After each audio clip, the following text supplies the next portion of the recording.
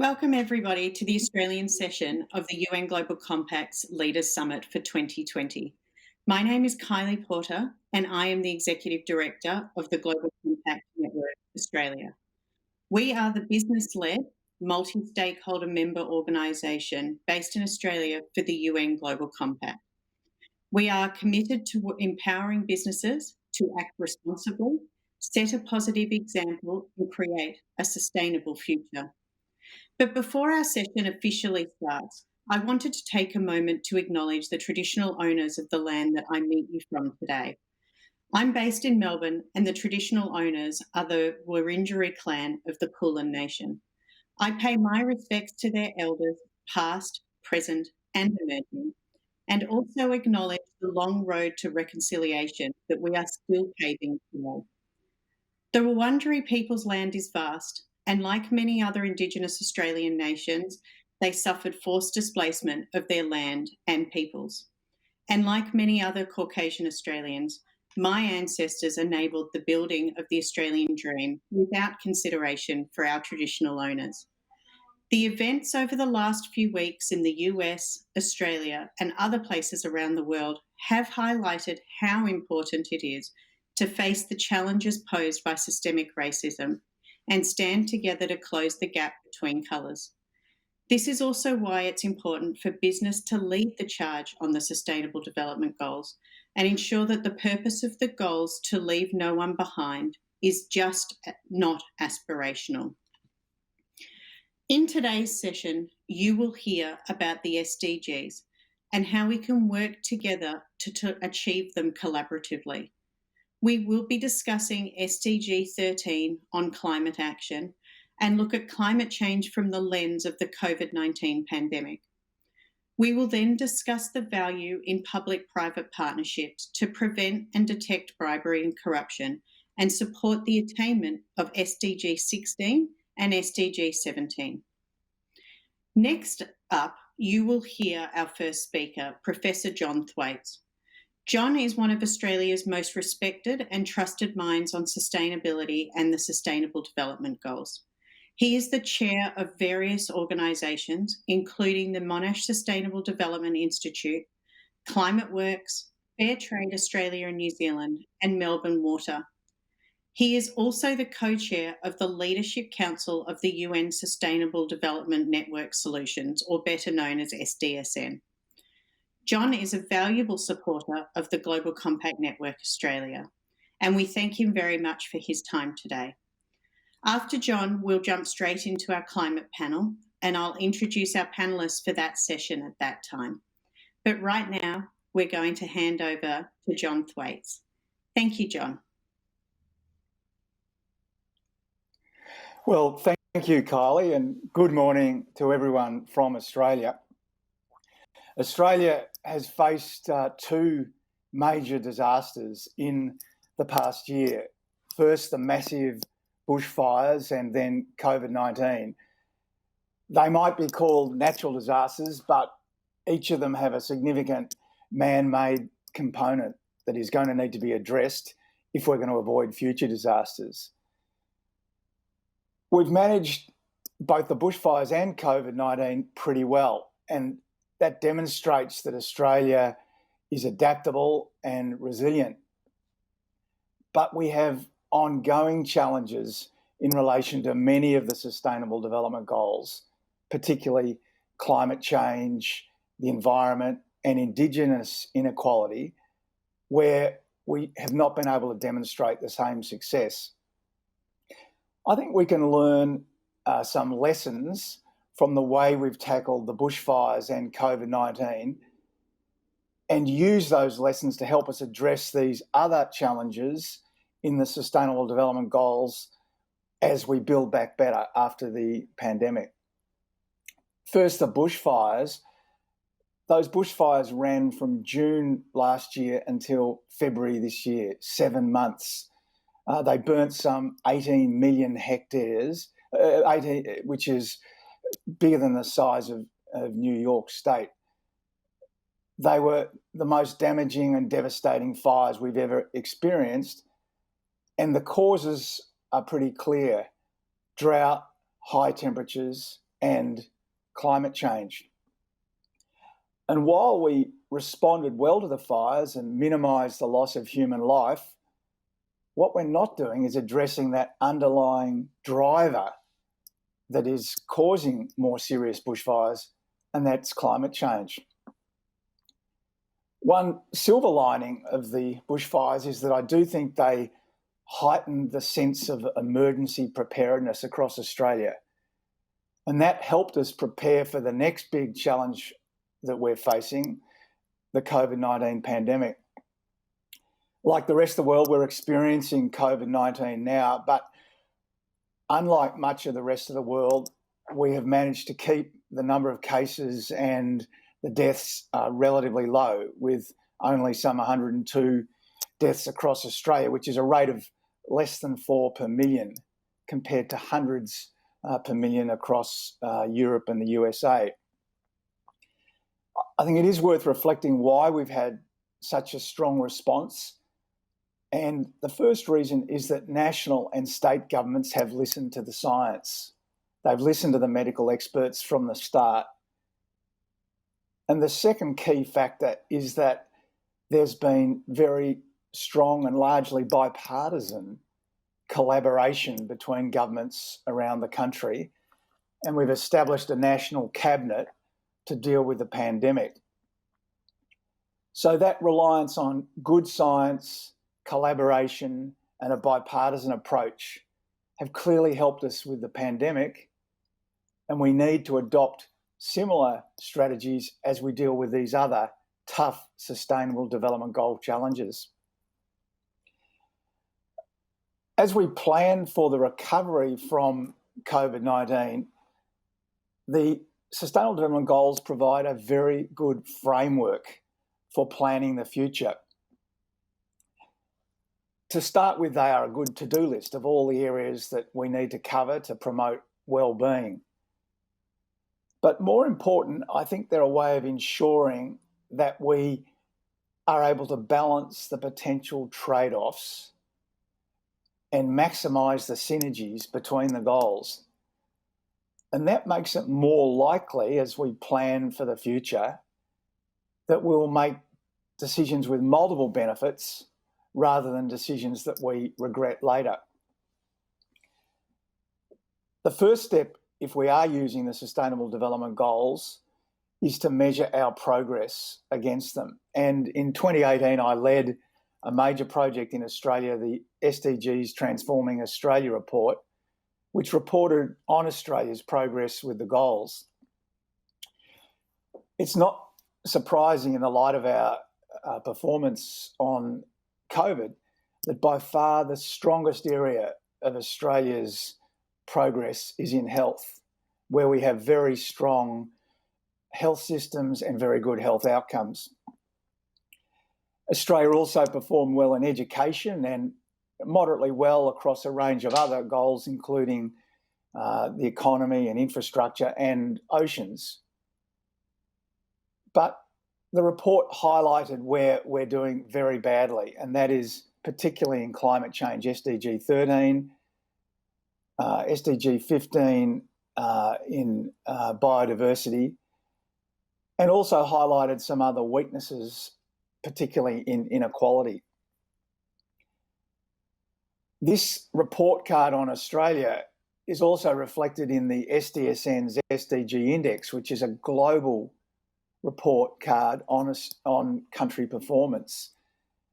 And last year's report in the SDG Index indicated that Australia is doing well in health, but falls badly behind, particularly in climate change. And as a result, we were ranked 38th in the world, which is well below where I think Australian companies would like to be. That index also contained a really interesting table that measured not the outcomes on the SDGs, but the measures and efforts that countries are making to implement the goals. And here also, Australia is falling behind, unfortunately. For example, one of the tests in that report was to identify where the SDGs are mentioned in the country's national budget. And in 18 of the 43 governments around the world, the SDGs were part of the national budget, but not in Australia. Another test is whether the National Statistical Office in Australia, the Australian Bureau of Statistics, identifies official indicators so that we can measure against the Sustainable Development Goals. In 28 of the 43 countries that was occurring, but not in Australia. So what we're seeing is a national approach to the SDGs that's unlikely to get us to the results we want if we're going to achieve the goals by 2030. But the good news is that there are much stronger levels of support for the goals and implementation of the goals amongst companies, many of them members of the Global Compact, but also amongst state governments and local governments in Australia. It's particularly satisfying that many members of the Global Compact are now using the SDGs not just for reporting, but as part of their business planning. I know myself as chair of Melbourne Water that we are now using the goals in our business planning, in our procurement, and even in planning major capital works to determine different and better options that might produce multiple SDG benefits. Customers, companies, investors are all now seeing the benefit of using the SDGs. Now, at a time when we're facing massive challenges around the world, where we need a roadmap for action, the SDGs provide that roadmap. And I hope that the national government here in Australia will take on the message from many of these companies that are members of the Global Compact that the SDGs provide a way forward for us for the next decade. Thank you.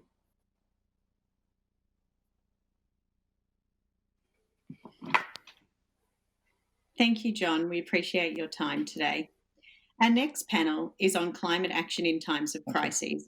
For those who missed our introduction, my name's Kylie Porter and I'm the Executive Director of the Global Compact Network Australia. The UN Secretary-General Antonio Guterres has clearly said that climate change is undoubtedly the defining issue of our time. We are at a critical juncture where climate change is moving faster than we are, and every half degree makes the world of difference. Business has a key role to play in sending strong market signals and supporting the scaling of innovative solutions that drive our economy towards net zero.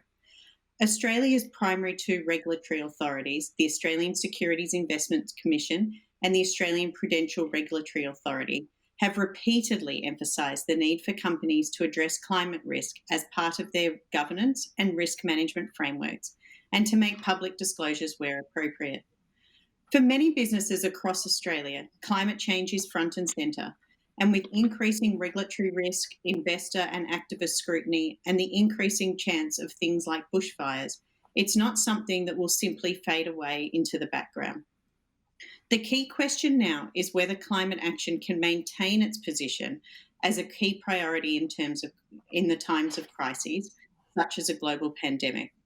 And as we seek to reboot our economy, whether climate change will inform policy and decision making, or whether we'll continue to take a business as usual approach.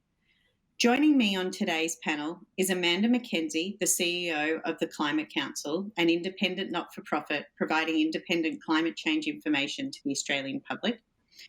Gonzalo Muñoz, who was a high-level champion for the UNFCCC's 25th Conference of Parties in Paris and joins us from South America, where he's the CEO of his company Triclosis.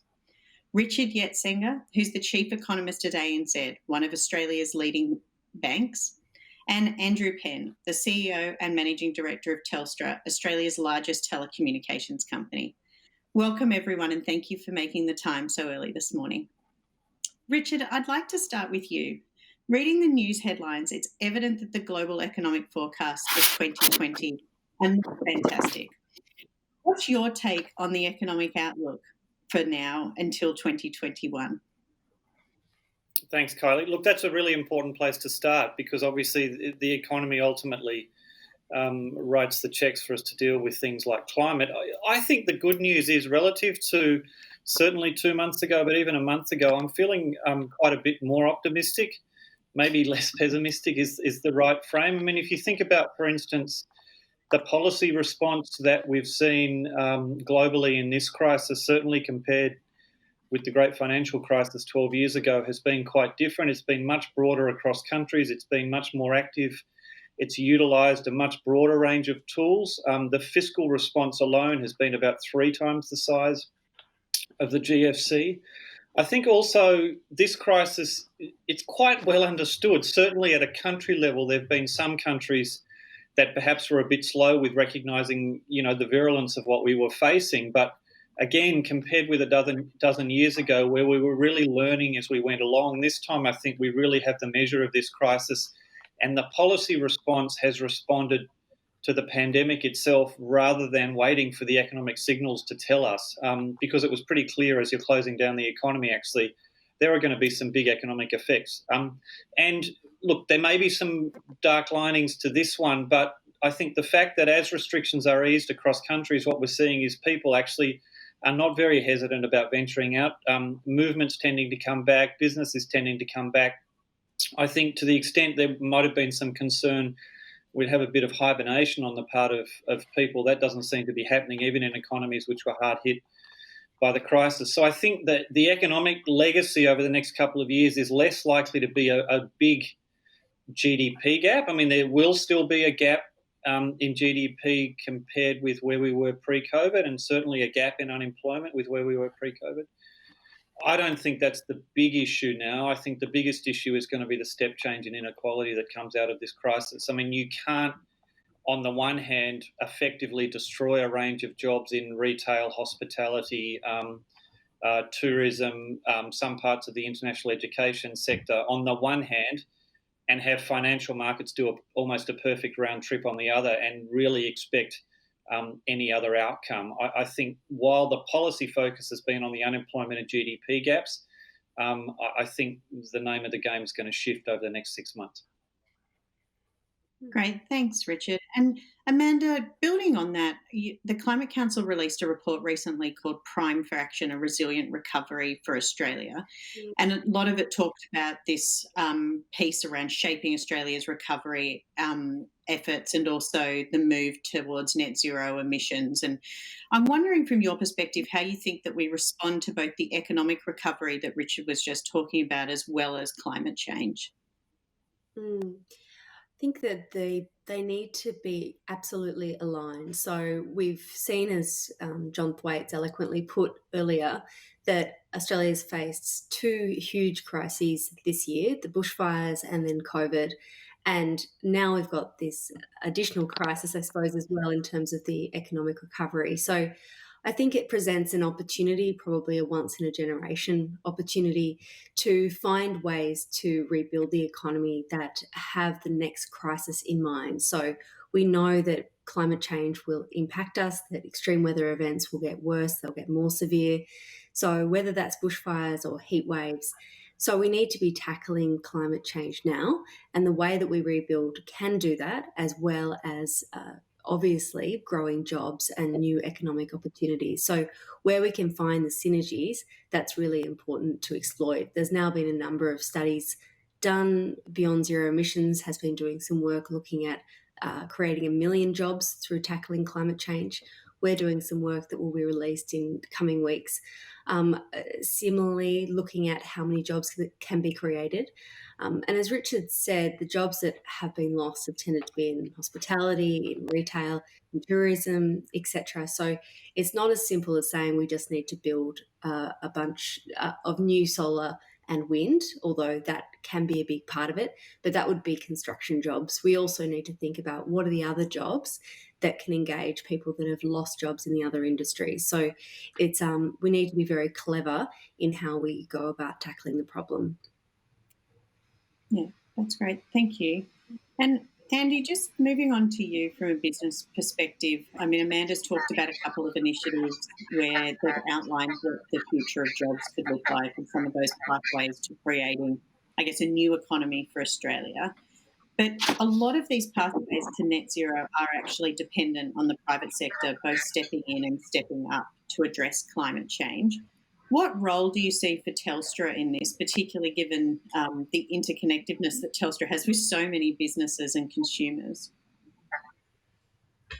Well, thanks very much, Kylie. I mean, I think you're spot on. I think the biggest risk to climate is believing that it's somebody else's problem to fix. And obviously, we all have to play a role, whether that's as individuals, businesses, governments. And so, business and big business in particular does play an important role. And of course, telecommunications, interestingly, can play a very positive role because as we move and accelerate towards a more digital enabled economy, telecommunications obviously provide the platform for that digital economy through the telecommunications networks that we facilitate and that we build. Having said that, at the same time, telecommunications operators are one of the largest users of energy in the country, and that's because to drive those networks and to cool those networks, we need an immense amount of power. And with data volumes increasing, 30 to 40% per annum, that demand is also increasing. And in fact, literally, we've seen that sort of increase in data traffic in the last several weeks as everybody has shifted to working from home and studying from home. And so that's putting more pressure back on telecommunications.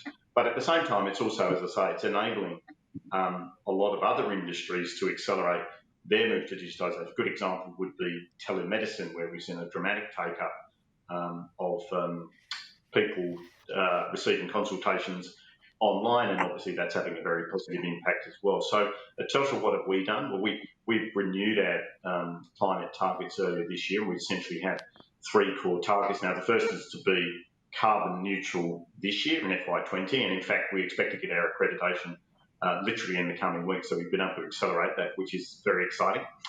Secondly, to enable renewable energy equivalent to about 100% of our energy consumption by 2025.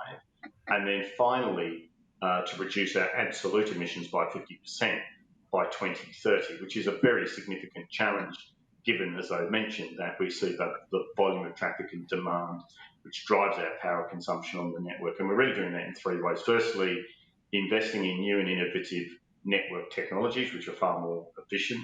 Secondly, working with our customers and our suppliers to help them mitigate their impact. And then thirdly, to look at investing in other projects, wind farms in Australia, solar farms also in Australia and India to help support the renewable energy side, and also to invest in offsets as well. That's great. Thanks, Andy. It's useful to hear exactly what Telstra's doing, given how prominent you are in the Australian market. Gonzalo, I want to move over to you just to get a more of a macro perspective. You're based in South America and you had the privilege of serving as the high-level champion for the COP25. You now run a business that's completely based on the model of circularity. Given what you've just heard and the changes that are likely to happen in the economy, but then the positive news story that we hear from the likes of Telstra here in Australia, do you think that there is a fear that as a result of the pandemic that climate change will be sidelined? Or do you think that what Andy's talking about is pretty standard for the response that we're seeing in the private sector globally? Well, thank you, Kylie, and thank you for the UN Global Compact Australia for inviting me to this panel. Good evening from Chile in this moment. As you are waking up, we're closing the Monday day. And let me clarify one aspect on the question. The high-level champions, we serve for 2 years, normally. That means that you start the last year of the previous COP and you finish your mandate the last day of the following COP. In my case, would be COP26. COP26 is being delayed or moved to 2021. That means that I will be in this role for the next year and a half, meaning that I will be serving in this role for 3 years. Why do I bring that to the question? Because we are in the midst of two things. First, in South America, unfortunately, in the midst of the pandemic, we are peaking. I mean, we're in a different situation that you are in Australia or in that region of the world. Here, the situation is getting harder and harder every day. And during these days, with Nigel Topping, the COP26 high-level champion, we launched the Race to Zero campaign. Hopefully, many of the people listening to this session are already part of that. The Race to Zero campaign is the communicational campaign of the Climate Ambition Alliance that was launched last year during the General Secretary Summit in September, when we put it together nations that were committed to net zero emissions by 2050 at least, and therefore understanding how important it is to follow the indications of science. But it was not only about parties. Then what we did, working with the UN Global Compact, we created a list of businesses that were doing the same thing, just like Tesla has just mentioned. Then we put it subnationals, cities, regions, and also investors. That number continued growing up to a few days ago when we updated that number. And that number, I'm not going to go to the details now, but represents actually 53% of the global GDP, committed to be net zero by 2050, the latest. Meaning some of them, like Telstra, are already net zero, and some others, like Natura and Company, owner of Aesop, just launched today all of their strategy towards 2030 with their strategy around climate as well. So there's so many things happening in this month where we have been suffering the worst sanitary and economic crisis probably of the century. That means that there's so much we can do in the next 16 months. And therefore, as John said, and Amanda, and all of that, there's so much that we can learn of our fragilities and how much we have done in a bad way in the past in order to really achieve the SDGs, and in this case, starting with the SDG 13.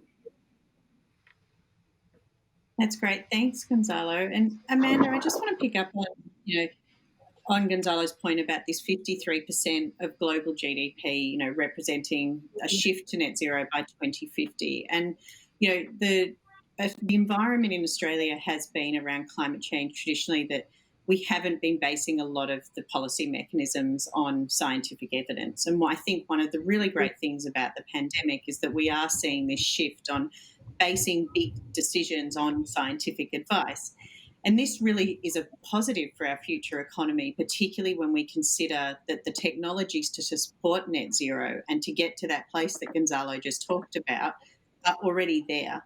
I'm just wondering if you could take us through some of the technologies that you're seeing being utilised in Australia, particularly by Australian businesses, and perhaps give us an indication of just how easy it is to pick that up, particularly when I hear Andy talk about, all the solar projects that Telstra are investing in.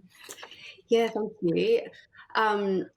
It's a really interesting space to have been in over the last 15 years. So when I started working on climate change, generally the case was a moral one, saying we need to act on this because it will affect us negatively, it will affect our children, grandchildren, it'll affect the poorest people in the world the worst.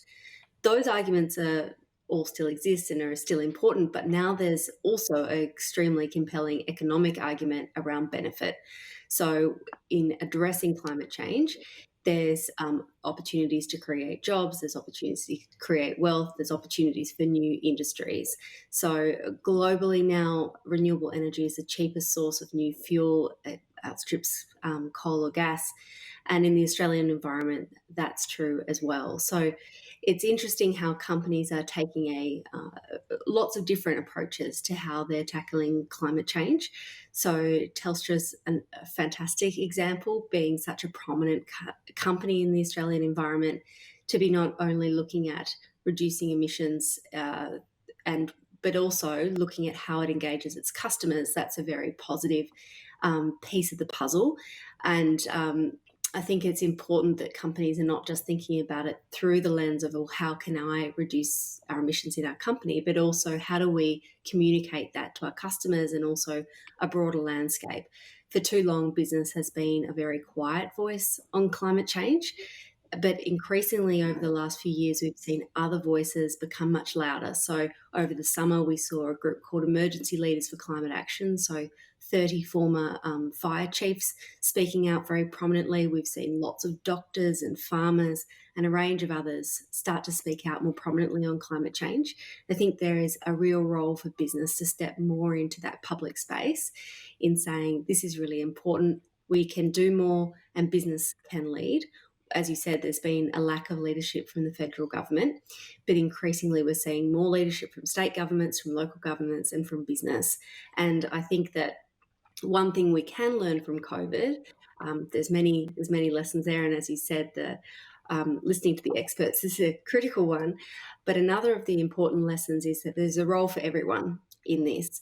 And like with COVID, where it required some people to stay home, well, everyone to stay home, but it also required health workers to do some really important things, governments to do important things, etc. There's a role for everyone in this, and it's about finding what that role is for you and then stepping up bravely and as effectively as you can into that role.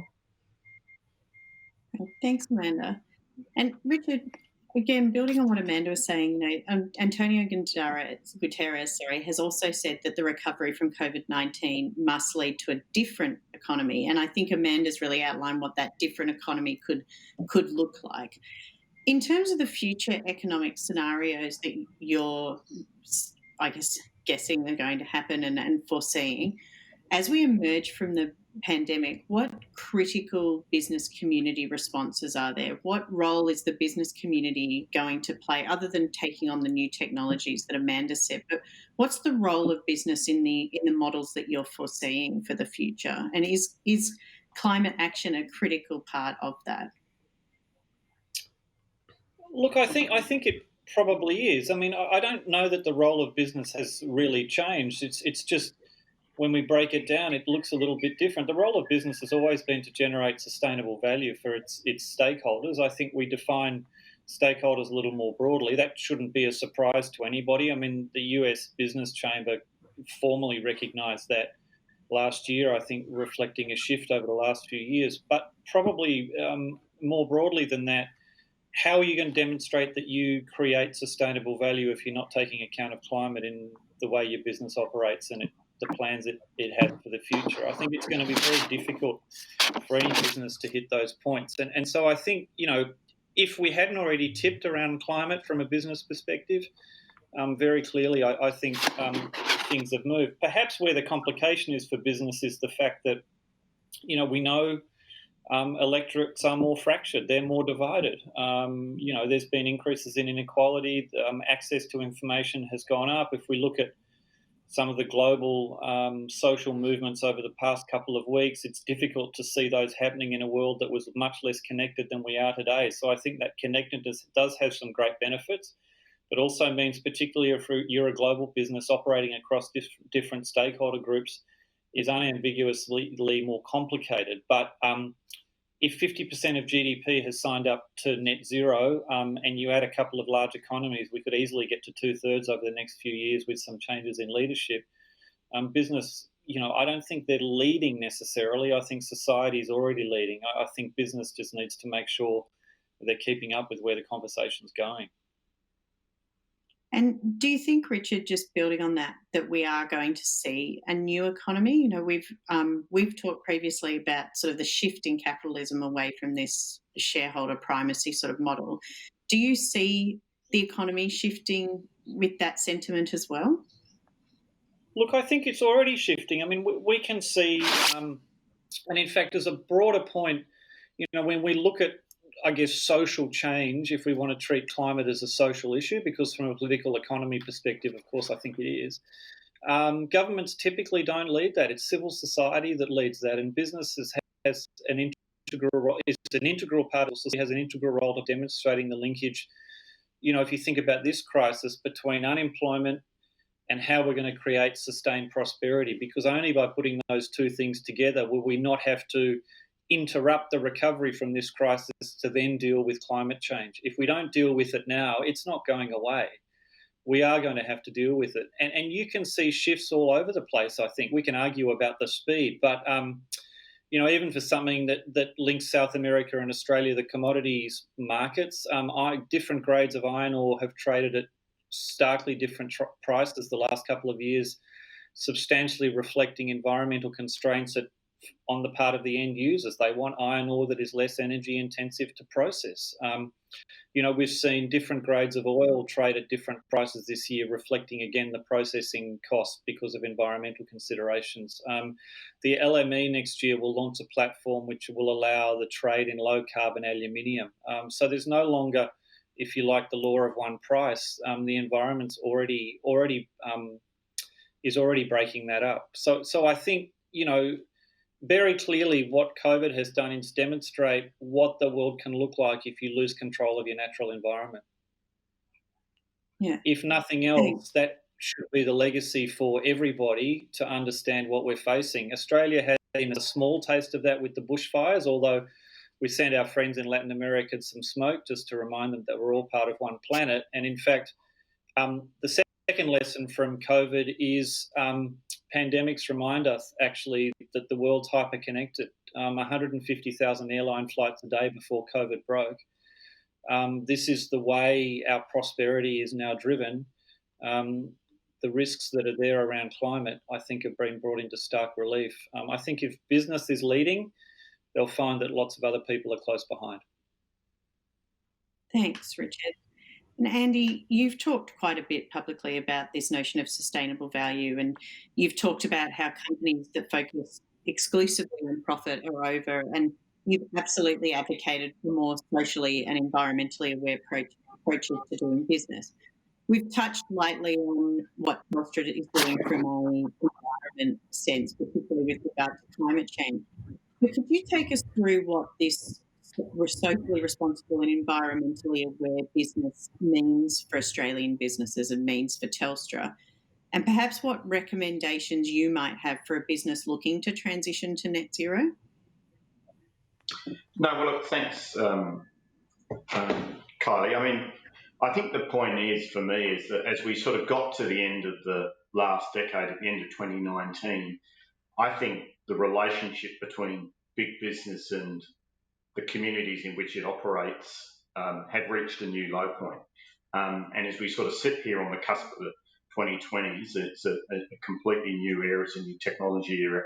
I think there's never been a more important time to rethink the role of business in community. To the previous speaker's point, there has been a shift in the direction away from the sort of the Milton Friedman view that the only role of business is to maximise value of shareholders. There is a move in that direction, but I don't think holistically business has got there yet by any stretch of the imagination. So I think, particularly big business, we need to think deeply about our role in community. And of course, when we have major incidents or crises such as bushfires and also COVID, that is an opportunity actually for big business to really show its mettle and the contribution and difference it makes. And I think COVID has really demonstrated that, because I think a lot of big businesses have been very responsive in putting their customers and their employees first. I mean, we've put in place a number of arrangements for our employees, particularly casual employees, to give them certainty of employment, sick leave, pay, which they wouldn't ordinarily have in the event they're impacted by COVID. Also thinking about the role we play in the economy, extending our payments to small, medium business, because obviously that's one of the hardest impacted parts of our overall economy, and I think that makes a big difference. I also think we need to think holistically about this. So climate is obviously one role that we play, but to give you a sort of an interesting little sort of story, one of the things that we've just invested in terms of achieving some carbon offsets this year is the South African savanna burning project. So savanna burning represents about 3% of all carbon emissions for Australia, but there is a more environmentally friendly way to do it using traditional methods from our Indigenous communities. And so we're investing in that South African Savannah burning project. Now, Arakan, as you probably know, is a Indigenous community in the far northwest coast of Cape York on the Gulf of Carpentaria in Queensland, and it's actually historically been a very troubled Indigenous community. We also ran fibre up to that community from Cairns a couple of years ago, and that's been amazing in terms of bringing healthcare, education, and so crime rates have come down, education rates have come down, and so we need to think about our role in the community and our societies that we operate much more broadly than just one touch point, which may be climate. And I think to your question about the recommendation is, I think you've got to look at this very holistically. And for a company like Telstra, obviously, we play a role on multiples of dimensions. Yeah, that's great. Thanks, Andy. Gonzalo, you've heard now a couple of views about how Australian businesses and the economy more broadly can assist in leading the path to net zero. What role do you see for other stakeholders like global governments, employees, and the broader community? Like, do you think that the ambition that you talked about with that 50% of GDP is coming to fruition also within governments and the broader community that perhaps don't advocate as openly as what we have seen with a lot of the climate protests over the last couple of years?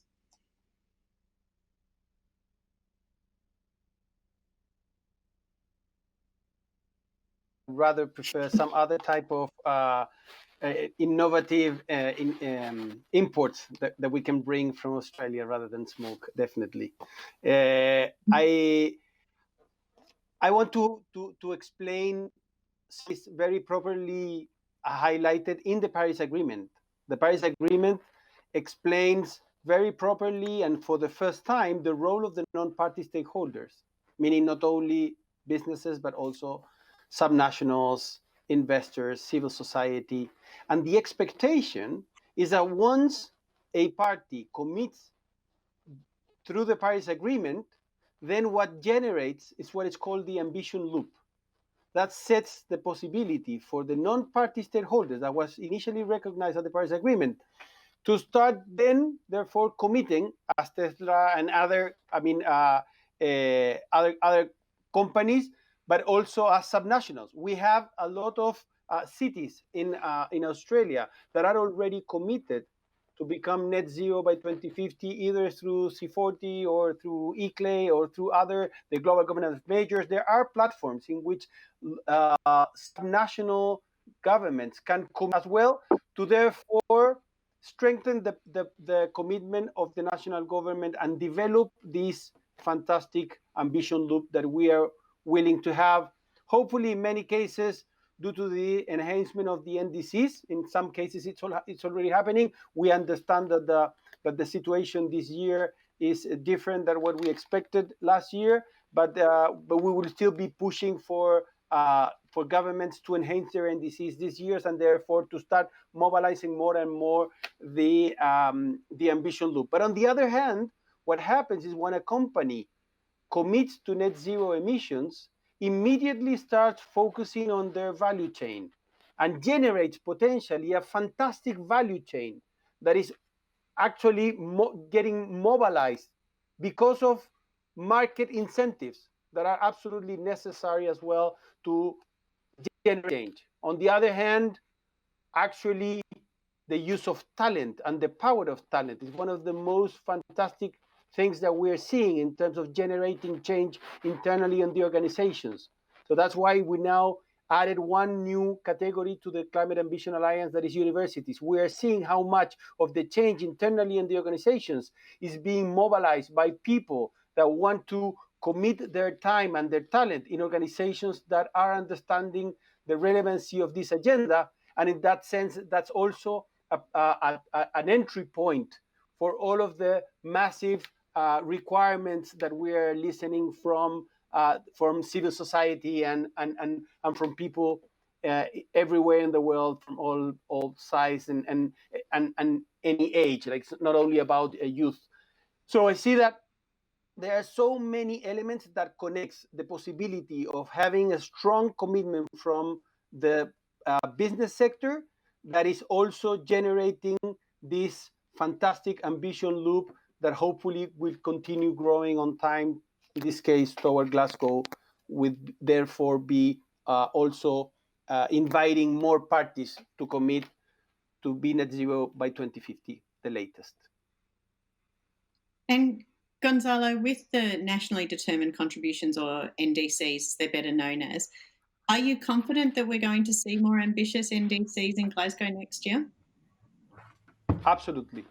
Next year, definitely. I understand that this year the situation might be harder than what we expected. Where in our case in Chile, we enhanced the NBC and updated it like a month ago, absolutely aligned with science, committed to the 1.5 degrees and to net zero emissions by 2050. And I see that as a policy that is also considering all of the elements and all of the learnings that we're getting from this pandemic.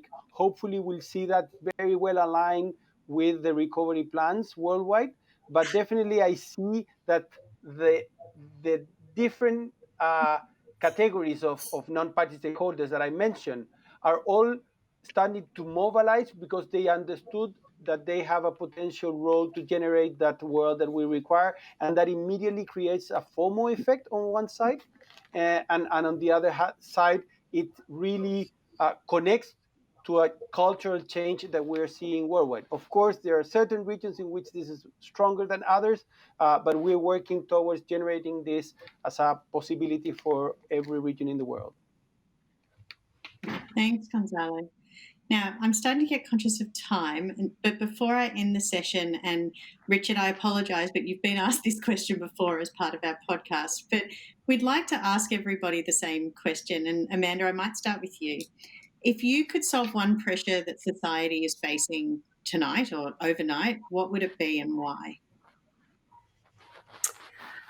I think that solving the COVID crisis imminently would have to be the first thing. I think from a climate perspective, in the Australian context, we were very conscious of climate change through the summer after experiencing those bushfires and extreme heat. I think that it had become quite a moment of consciousness around climate change, and that was derailed to some degree by COVID.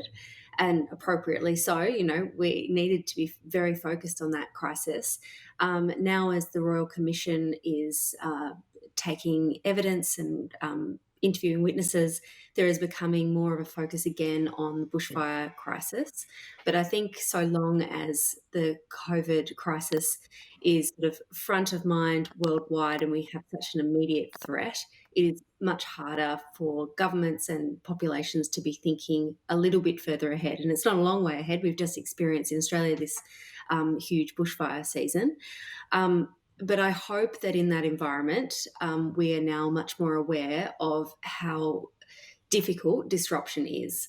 And the better we can prepare and the better we can mitigate, the better off we will be. So I'm hoping that we can, as a society, take those lessons from COVID and then apply them. But if we could just wish it away and get on with solving the climate crisis, that would be wonderful. Okay. What about you, Richard? What would be your one pressure? I can't actually remember what I said to you last time, but I think COVID's probably changed my mind about something really important. Look, if I could change one thing, it would be to kill this false narrative about time, that we have time to resolve all these issues. I mean, surely in the Australian context, and it's probably, the bushfires were probably the issue that Australia was most recognised for in the last 12 months. That they didn't come on slowly. They came on with a rush and a roar. And COVID's been the same thing. You had no time to prepare. I mean, literally days cost you lives in terms of your preparedness. And, the quality of leadership and the quality of institutions, if they are also behind, there's been real cost in terms of lives and progress and prosperity. So I think this understanding that we are not going to have time when the problems really start to escalate, that the time to act actually is when we have it, which is right now. Right. And Gonzalo, what about you? If you could solve one pressure that society is facing overnight, what would it be and why? Well, adding to what Amanda and Richard already said that I think are critical, I would say I would put a really high value on the health of the soil worldwide. Because if we do so, we would be connecting to the relevance of that sink of carbon, connected to our capacity and need of sequestrating the carbon that is in the atmosphere, but at the same time understanding the role of biodiversity that starts with that soil. And that has a capacity of connecting ourselves to nature in a different way, that has the capacity of understanding how much our economy and our well-being requires a healthy ecosystem that starts with the soil that is providing life to so many species worldwide. I think that we have diminished that as it was a very low value asset, and it's absolutely urgent that we change our culture and our mindset in terms of understanding how precious is a healthy soil for sustaining life worldwide. That's good, thank you. And Andy, what about you?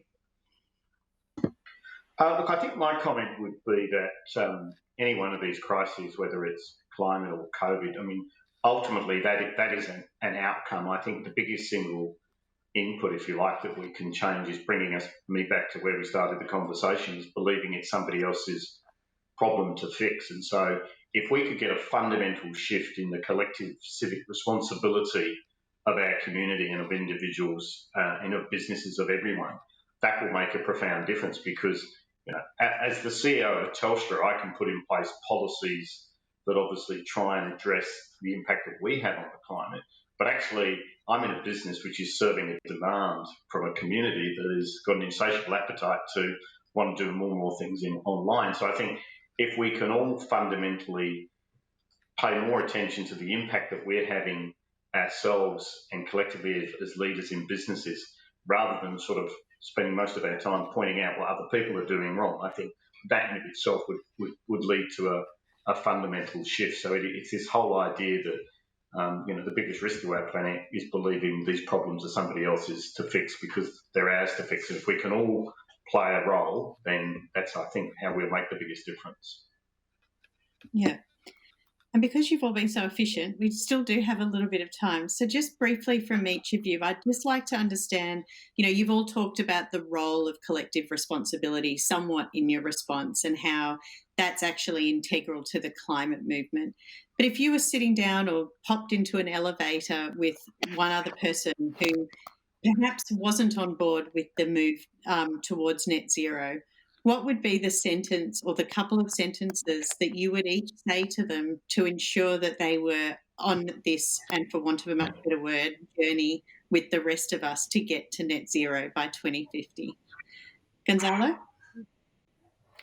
Well, I would tell the person that there's a way to make business that is called a certified B Corporation, and when you understand that way to operate, you can do the best businesses for all stakeholders, including the planet and nature. And that's from my perspective, the only way to do good businesses nowadays. Amanda, how would you frame the conversation? I think in changing someone's mind, it usually starts with listening and understanding where that person is coming from and what interests them, and then crafting a solution that starts with them on their journey. And I think that where we are in tackling the climate crisis now is that it's just so urgent that most people have experienced the crisis now in some way. During the last bushfire season, I think something like 3/4 of Australians experienced the smoke, and a large percentage of people knew someone that was affected directly by the fires. So there is a clear starting point in terms of the impacts of climate change, but there's also very clear starting points in terms of what the solutions are. A huge percentage of Australians' homes, for instance, use solar. So there's a good starting point in discussing the solutions in a very tangible way. Richard, what about you? Amanda spoke about listening. Typically, us economists are not great at that, so I'd probably start by talking, to be honest. And we tend to see problems in I guess, in shades of grey. And I wonder whether climate has, to the extent it's really become part of the social and political discourse, it's like many other policy issues that are deep in countries. You either believe or you don't. People have talked themselves into a state of understanding which says this is a binary choice, and because it separates the left from the right and one party from another, I'm kind of forced to take one view or the other. And look, I think all I'd say is, view it as a risk management task. Think about it from a risk management perspective. It's not about choosing one binary outcome or another.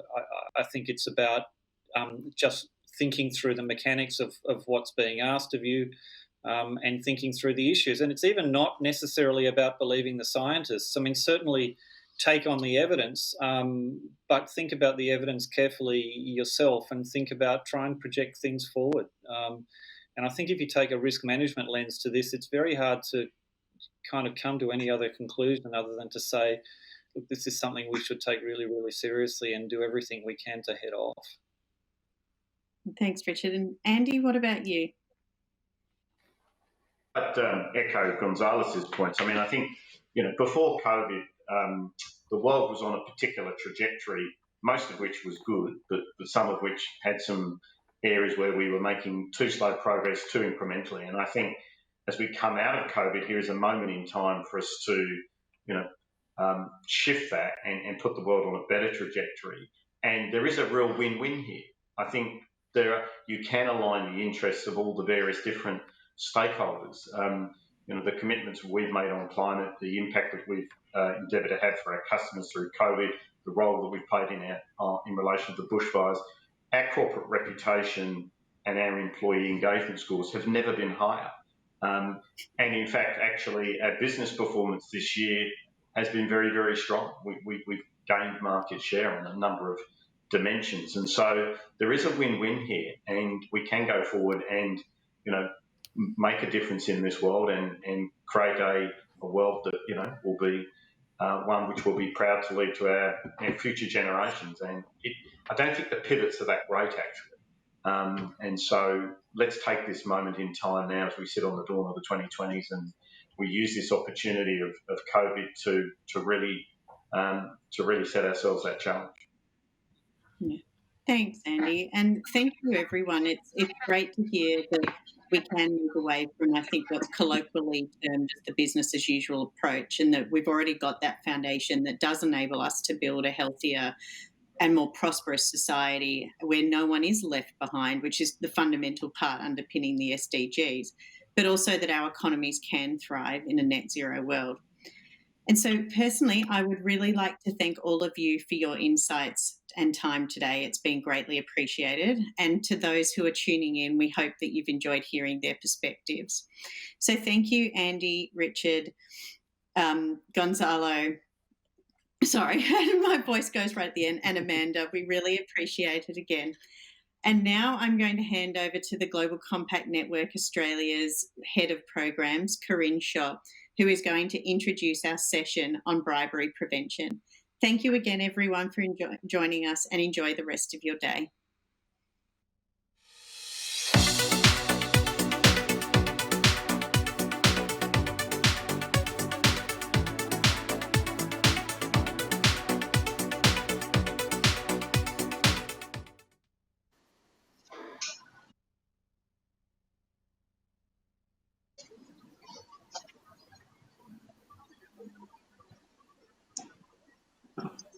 Good morning, everyone, and thank you, Kylie, for that introduction. So I'm here to provide an overview of the Bribery and Prevention Network. So I guess firstly, what is it? Well, last year, in May of 2019, 50 of Australia's leading experts in anti-bribery and corruption, representing over 30 companies, government departments, enforcement agencies, and non-government organizations, came together for a 3-day forum to identify how they could each and collectively raise the bar for the prevention of bribery and corruption. They discussed the need for Australian businesses to have easily accessible, reliable, and relevant sets of resources to manage risks as they reach into their international markets. Australian companies, like so many others that operate internationally, are faced with a myriad of bribery and corruption laws that might sit in rather stark contrast to local customs, expectations, and the competitive pressure to bribe. Knowing how to address the risks of corruption while succeeding in business internationally can be incredibly challenging, particularly if you're a small and medium-sized enterprise. And while there is a wealth of material globally that is available, it's often disparate and difficult to find, and it's hard to know if it's relevant or even reliable. And so, as a key outcome and a tangible deliverable from this forum, it was identified that the Bribery Prevention Network should be created. This would provide a pathway to raising the bar and help support the prevention of bribery and corruption. It was also felt that this model could be scaled up within Australia, but also outwards to other countries. So the Bribery Prevention Network, in a nutshell, is an online portal that aims to address three fundamental objectives. Firstly, that it be accessible, so it's free to all users. Secondly, that it's reliable, so the resources that are there are meant to assist with preventing, detecting, and addressing bribery and prevention. And this would be done through a formalized content governance set of principles. And lastly, that the materials are relevant. So the materials are to be curated by some of Australia's leading anti-bribery experts that represent your government bodies, the private sector, and of course your non-government organizations. And so where do we stand today? Well, from that May forum to today, we've actually come a really long way. We now have a steering committee comprised of some of Australia's largest businesses that include Allens, a leading law firm here, Westpac and the Commonwealth Bank of Australia, two of Australia's largest financial institutions, BHP, a global resources company, the Australia Africa Minerals and Energy Group, a peak body that also brings a lot of the voices of those SMEs, the Australian Federal Police, the Attorney General's Department, Transparency International, an internationally recognized non-government organization, and of course us, the Global Compact Network Australia, that not only has a seat at the table, but is also responsible for delivering the platform. In addition to the steering committee, we have established a subcommittee to ensure the integrity of the content of this platform. And we're currently in the process of establishing an advisory committee that will bring on board some of Australia's largest businesses as well as academic institutions. So this public-private partnership, it's the first of its kind in this space, and I'm very pleased to say that we now have funding to get this project off the ground. By the middle of September, we aim to launch this online platform, and it will be comprised of a whole suite of tools and guidance documents and reports to assist businesses across Australia. And across the next year, we will continue to expand the platform, making it more dynamic and providing even more content. So in essence, we hope the site will become a source of truth, a place where as an SME or any organization, you can come and find the necessary information that you need to help build the resilience of your company and ensure that you have the right tools and information to prevent, detect, and address bribery. So I will leave it there, but as you can imagine, we're all incredibly excited to be working together in what I think is probably one of the most collegiate groups that I've ever had the honor of working with. And so with that, I want to hand this over to James Campbell, who I've had the absolute pleasure of working with across this last year. He is a partner at law firm Allens Linklaters, and he specializes in investigations, compliance advisory, and the defense of class actions, but also has a particular expertise in foreign bribery investigations. So you're all in excellent hands as he facilitates the next session, which will explore the role of bribery prevention and detection in building strong partnerships for the SDGs. Over to you, James. Thank you, Corinne. We have an illustrious panel with us today to engage in this discussion.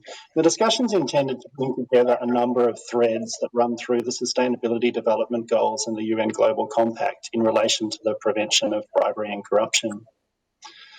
So the importance of anti-corruption is explicitly recognised in Sustainability Development Goal 16, which requires states to promote peaceful and inclusive societies for sustainable development, to provide access to justice for all, and to build effective, accountable and inclusive institutions, including through the substantial reduction of bribery and corruption.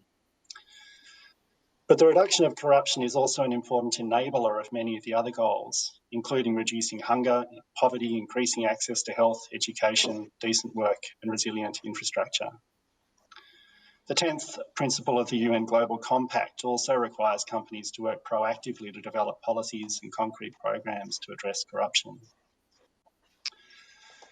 But the UN Global Compact and the Sustainability Development Goals also recognise that partnerships between civil society, government and private sectors are essential to realising effective anti-corruption projects. This is set out expressly in UN Global Compact Principle number 10 and in Sustainability Development Goal number 17. Now, bribery is often covert and bribery prevention can be very complex. It requires private sector organisations to adopt and maintain sophisticated compliance policies and procedures. Large organisations have significant resources that they can devote to this, but anti-bribery compliance can be particularly challenging for small and medium enterprises that don't have those resources. So a key focus for this group and for the has been, including those represented by our panellists, has been the establishment of the bribery prevention network that Corinne has just described. This is a particularly timely project because anti-corruption laws and enforcement are currently being bolstered in Australia. When legislation currently before Parliament is passed, companies will automatically be liable for any bribery by their associates unless the company can prove that it had in place adequate procedures to prevent the bribery. And the Australian Federal Police have also received increased resources for foreign bribery enforcement. These developments escalate the urgency of finding ways to assist smaller companies to understand possible bribery risks and to put in place anti-corruption measures. Our panel members today have each been integral to the Bribery Prevention Network and they're leading voices in Australia for bribery prevention. Serena Lillywhite is the Chief Executive Officer at Transparency International Australia. She has a 20-year career in responsible business conduct and is an experienced corporate accountability practitioner, researcher and advocate. Serena is well known for her work on social dimensions of international business, including in relation to governance and anti-corruption. Tim Robinson is the Chief Compliance Officer at BHP. He's a lawyer with extensive international experience advising companies to operate with confidence and integrity in high-risk environments.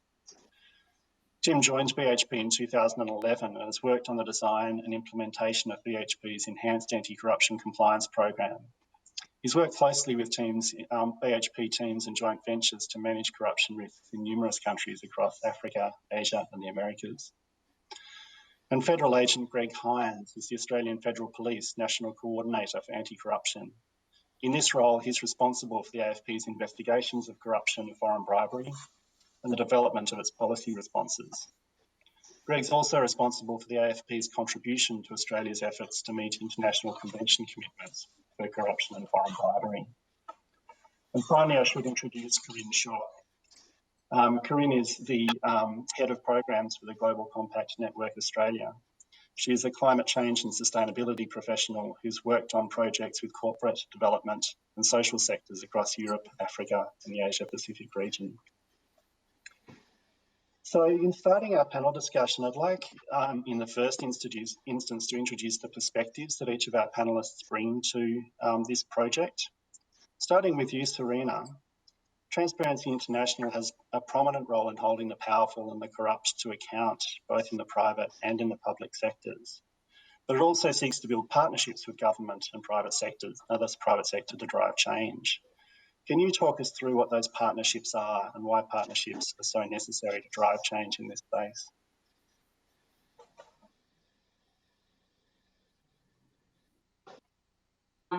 And thank you very much for the invitation to be here on this panel.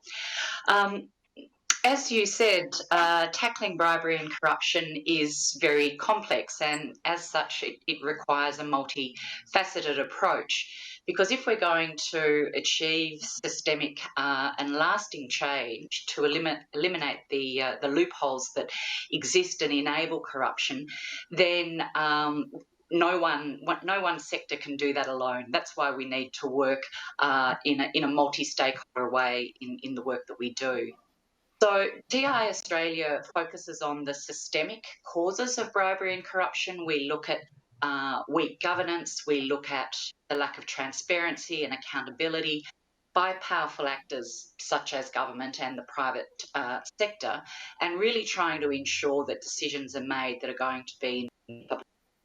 And in order to do this, a multi-stakeholder approach, which involves engaging governments, engaging the private sector, engaging with civil society, is really the way to go. And certainly the Bribery Prevention Network that Corinne outlined is a good vehicle for that. So we seek to influence government through policy and regulatory reform. And we work and seek to influence the private sector to ensure that they're able to improve not just their policies, but also their practices. And then, of course, we engage with civil society to ensure that a diversity of voices is being brought to the table, and where necessary to shine a spotlight on wrongdoing through the media. We use a range of tools, perhaps the Corruption Perception Index and the Global Corruption Barometer are most well known by companies to understand what are corruption-prone jurisdictions as part of their risk approach. And I think just to give you one example, our global program, which is called Accountable Mining, is a very good example. That's a program that is funded by the BHP Foundation and the Australian Government, the Department of Foreign Affairs and Trade. And this program is focused on understanding and addressing the corruption risks in the mining approvals process. So right at the beginning of the mining life cycle, where corruption can easily get a foothold. And it's a 5-year program involving 20 countries. So as you can imagine, that requires us to work collaboratively with governments, with companies, with civil society and our colleagues in those 20 countries. Because what we're really trying to do in this approach is to build a fairer, clearer, cleaner process of obtaining mining or exploration permits. And we do that by asking a set of questions to both governments and the private sector around, who gets the right to mine, for example, and under what conditions they'll be given that approval. And as part of the Accountable Mining program, we've developed some very, very specific tools that can be used by government, by companies and by civil society to better understand the corruption risks in the mining approvals process. And then the last point I'd add is that we then seek to get the endorsement of industry peak bodies. And I think this is a really important part of the multifaceted approach that we adopt, is drawing on the expertise of industry associations such as the International Council of Mining and Metals that has endorsed our one of our tools as part of the Accountable Mining program. But with all of that process, that multifaceted process, and working alongside industry as well as government, maintaining our independence from the industry and being able to speak out and expose wrongdoing when that's required is a critical part of giving our voice credibility.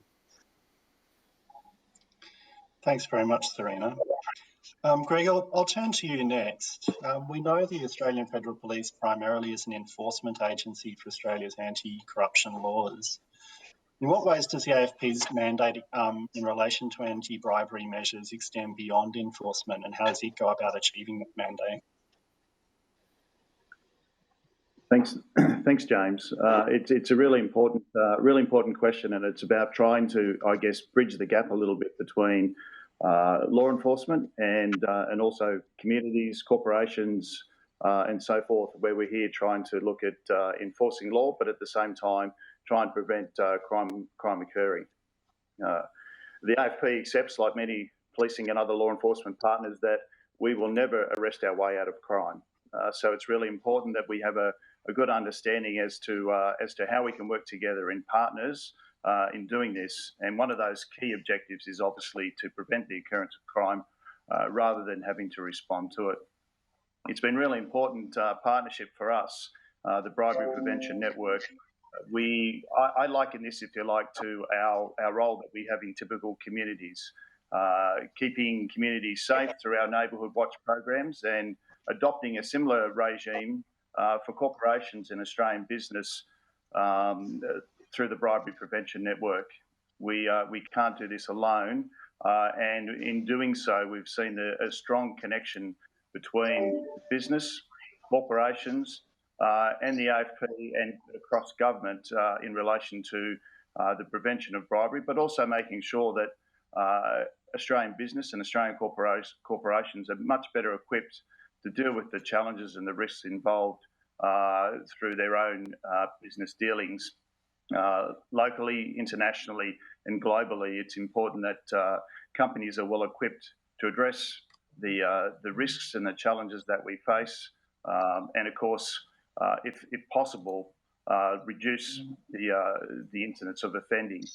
We have a key role in being part of the messaging around that on behalf of government, and making sure that where we can, that information is known. And of course, as Corinne mentioned earlier, the Bribery Prevention Network providing a hub of information around the challenges, the risks, and the challenges faced by small to medium enterprise, working with industry leaders, government, academia, civil society, has been a very good partnership. And I see that it's our partnership, our collaboration and our cooperation and our willingness to actually make a difference, particularly in trying to work towards achieving some of the UN Sustainable Development Goals, is a really admirable cause, and the AFP are keen to be part of that and continue to be part of that. Thanks very much, Greg. Tim, I'll turn to you next. So BHP operates globally and it operates in some fairly challenging environments. Can you tell us about how BHP has sought to enhance its anti-bribery and corruption systems and processes throughout that global footprint over the last decade? Yeah, thanks, James, and look, thanks also for the invitation to participate. It's great. It's really great to be here. Look, I think our approach to bribery and corruption has really started from an understanding that this goes way beyond simply complying with the law.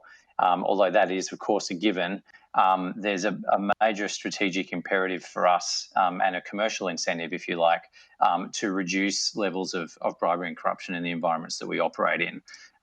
We look to invest in large, long life assets and mines or oil and gas projects, and we need a stable operating environment around them to secure that investment.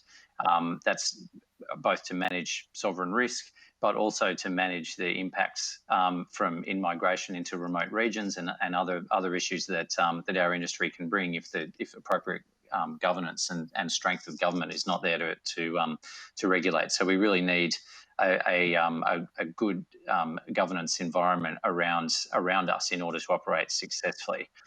And we have, in terms of enhancing our program, our primary approach really is to start by getting a really good overview of the risks that we face.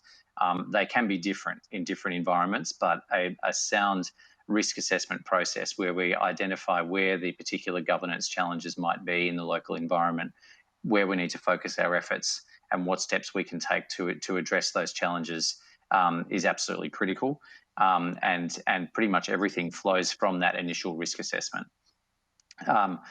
In addition, we obviously make sure that we comply with the existing guidance which is out there from various international enforcement agencies, including the US Department of Justice and the SEC, the UK Serious Fraud Office. There is actually quite a bit of guidance out there about what a strong anti-corruption compliance program looks like, and there'll soon be guidance published here in Australia as well, and so we obviously look to that.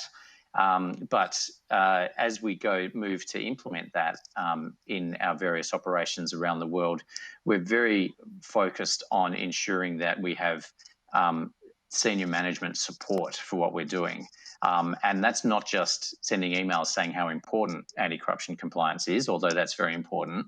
But we also work with our senior managers to really get them to ask the question about whether corruption risks and compliance risks have been considered in particular strategies or particular proposals that are coming up to them.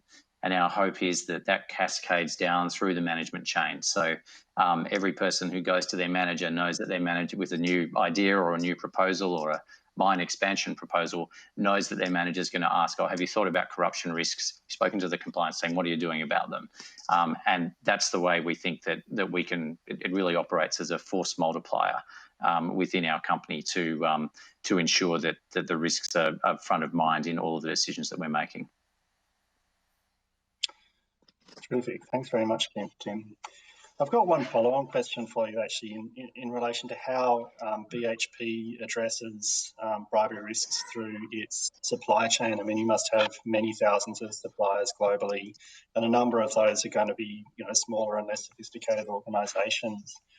What strategies can be put in place by a company like BHP to assist its supply chain in managing bribery risks? Yeah, so I mean, we obviously have quite an extensive third-party due diligence program and supplier due diligence program where we assess suppliers, all suppliers in our chain, for the level of risk that they might present, and certainly for the higher risk suppliers where we can see from what we're planning to ask them to do for us that they will be involved in dealing with governments, particularly in higher risk geographies. We'll focus a lot more attention on those. We do actually work directly with some of our suppliers in those environments to help them build their compliance programs and help them to get a better understanding of how we like to see corruption risk addressed. It really goes in those higher risk environments. It's through the full life cycle of the procurement process. For some of our tenders in the early stages of projects in higher risk environments, the quality and the strength of the supplier's compliance program might be one of the assessment criteria. And we start discussions around how they're going to do compliance early on. We try to put things in contracts to make sure that they have an incentive to raise potential corruption challenges with us rather than just powering on and ignoring them, so that we can foster some two-way discussions about those challenges. And then we also, even through my team, will go and sit down and work with suppliers to build up their compliance programs. And it's that aspect actually which is what initially prompted our interest in the Bribery Prevention Network, because we are fortunate to have the resources to do that. And to work closely with some of our smaller suppliers, particularly in higher risk markets. But not every supplier has that opportunity, and not every supplier has access to those resources. So in a sense, we're hopeful that the Bribery Prevention Network will in some ways replicate that sort of experience that one of our smaller suppliers in a higher risk environment might have working with us on a bigger scale, so that across the whole supply chain, standards ought to be able to improve through the operation of the network. Yeah, thank you. And I think I will turn now to look at the mission statement for the Bribery Prevention Network in a little bit more detail. So, Serena, there is a wealth of global publications concerning anti-bribery and corruption. There's obviously numerous excellent publications by Transparency International. What is it that you think the Bribery Prevention Network is seeking to address over and above the materials that are already out there in relation to anti-corruption?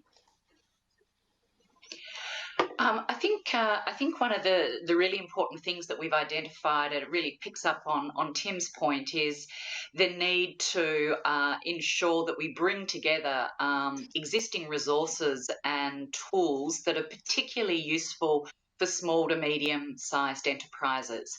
And ideally, in doing that, I guess the ultimate aim is to ensure that small and medium-sized enterprises are not engaged in or either willingly or knowingly bribery and corruption throughout their activities. I think also the Bribery Prevention Network has the scope and capacity to also bring together some case studies of some or scenarios, if you like, of some of the challenges that small and medium-sized enterprises face. And being both on the steering committee and the editorial committee and in our own work that TI Australia does, we know that small and medium-sized enterprises, and in fact most of us, always really like a case study, you know, to hear something practical about what a company did when faced with a scenario in a high-risk jurisdiction. And so I think if we can bring together some of those scenarios and examples, that's going to be really good.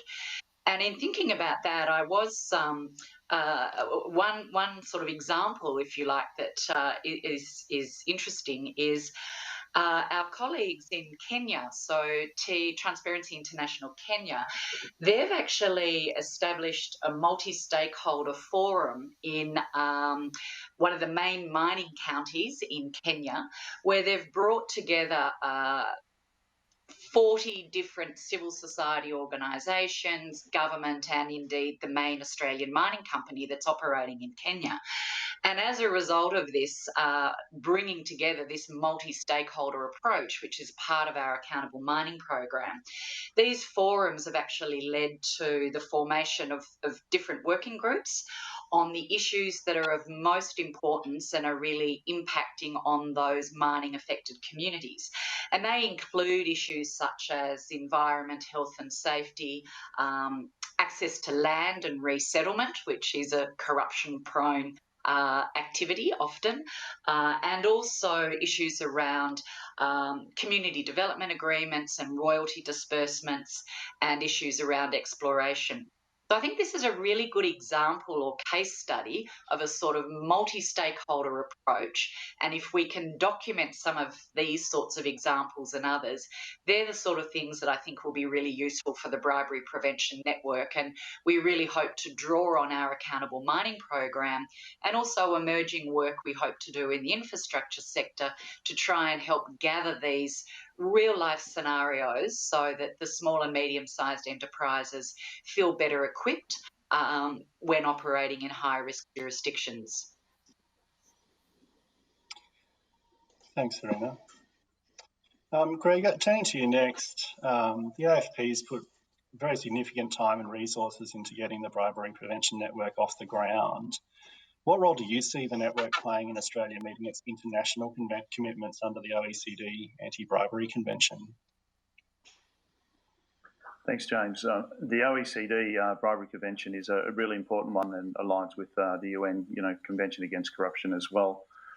We see it as being a really important undertaking by the AFP, particularly when Australia was going through its Phase 4 review. The Phase 4 review was a really important juncture for us, where we were looking at what needed to be done, what could Australia do differently. And at that point, back in 2017, when Australia was going through that review process, it provided an opportunity for the AFP to rethink its strategy going forward. Before 2017, our engagement with corporations and Australian business was probably seen as a little bit unstructured and a little bit haphazard. But the review prompted us to perhaps think of how we could do this better. And as part of our continuous improvement regime, there was an opportunity for us to look at how differently could we actually look to do this. And on the back of this, we approached some of the leading Australian corporations just to get a sense as to would there be a partnership opportunity here with government, with the AFP, and of course, importantly, leaders in Australian business. And we got a really positive result from that.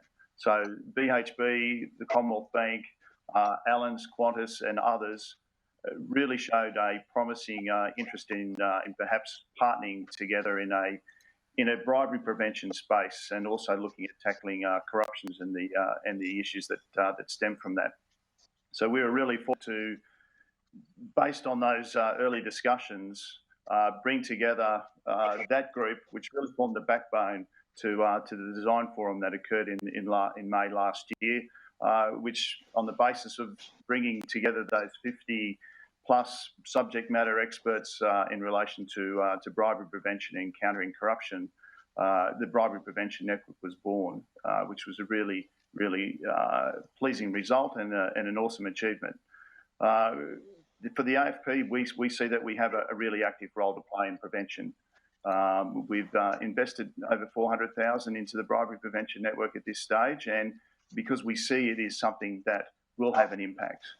We see that it actually links to the thrust and to the goals of OECD's bribery prevention, but also to the conventions that Australia is part of, and across government and across working with academia, civil society and Australian corporations. We're seeing that we are getting significant traction in the space around bribery prevention and countering corruption, which is obviously going to support underpinning the Sustainable Development Goals of the UN, particularly around rule of law for us, which is important in space, but also protecting human rights, also protecting the vulnerable, and making sure that good corporate governance does exist, and where we have to intervening and taking appropriate action when Australian business is not actually toeing the line in relation to Australian and international obligations.